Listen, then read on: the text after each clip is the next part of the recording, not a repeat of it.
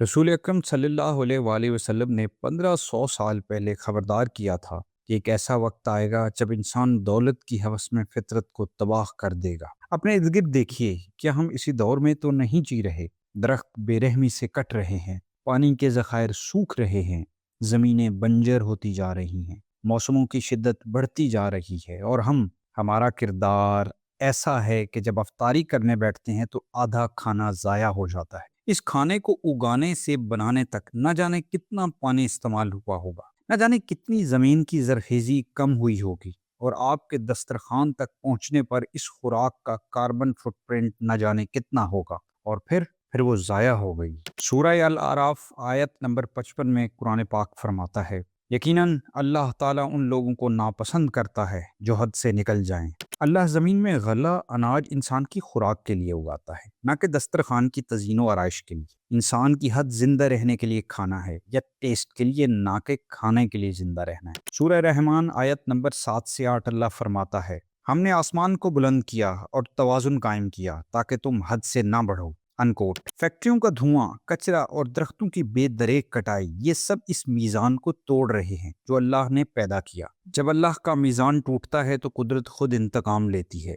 बेवक्त की बारिशें, सैलाब, बीमारियां, ये सब हमारे समझने के लिए निशानियां हैं। लैंड डिग्रेडेशन पर दुनिया आज बात कर रही है, मगर कुरान ने पहले ही बता दिया था। सूरह अल आराफ आयत नंबर 58, जो सुथरी ज़मीन होती है उसकी पैदावार तो अल्लाह के हुक्म से खूब निकलती है, और जो खराब है उसकी पैदावार बहुत कम निकलती है।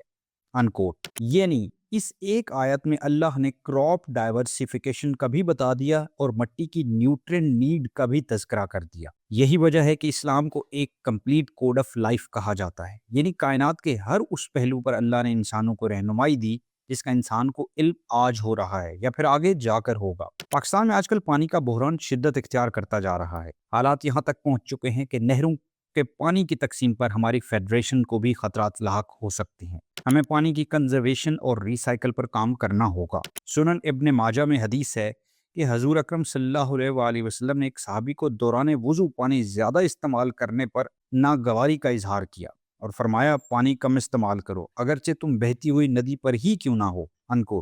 आप सल्लल्लाहु अलैहि वसल्लम ने मदीना में दुनिया की पहली वाइल्ड लाइफ सेंचुरी बनाई, जिसको हिमा कहा गया, जहां दरख्त काटना और जंगली हयात का शिकार ममनू था। खुलफाए राशिदीन की जिंदगियों में भी माहौल और फितरत के तवाजुन को बरकरार रखने के लिए बहुत इक़दामात किए गए। हज़रत उमर रज़ी अल्लाह के दौर में खिलाफत में बाकायदा कानून साजी की गई कि जानवरों पर जुल्म न किया जाए और पानी को आलूदा होने से बचाया जाए। हज़रत उस्मान रज़ी अल्लाह अन्हा के दौर हुकूमत में शहर के दरख्तों को काटने पर सख्त सजाएं दी गईं और उनकी हिफाजत के लिए फॉरेस्ट डिपार्टमेंट कायम किया गया। आज दुनिया ग्लोबल वार्मिंग और क्लाइमेट चेंज की वजह से शदीद गर्मी, सैलाब, कहत जैसे मसाइल से दो चार है। साइंस कहती है कि इंसान ने अगर अपना वे ऑफ लाइफ न बदला तो चंद दिहाइयों में ज़मीन रहने के काबिल नहीं होगी। हम क्या करें? बहैसियत मुसलमान इस्लामी तर्ज ज़िंदगी अपनाएं, सुन्नत नबवी के मुताबिक दरख्त लगाएं, पानी की बचत करें और अपने बच्चों को भी यही तरगीब दें। कुरान मीज़ान या एतदाल का कहता है, तवानाई के मामले पर भी बचत करें, गैर ज़रूरी बिजली के आलात बंद करें और साफ शमसी तवानाई को तरजीह दें।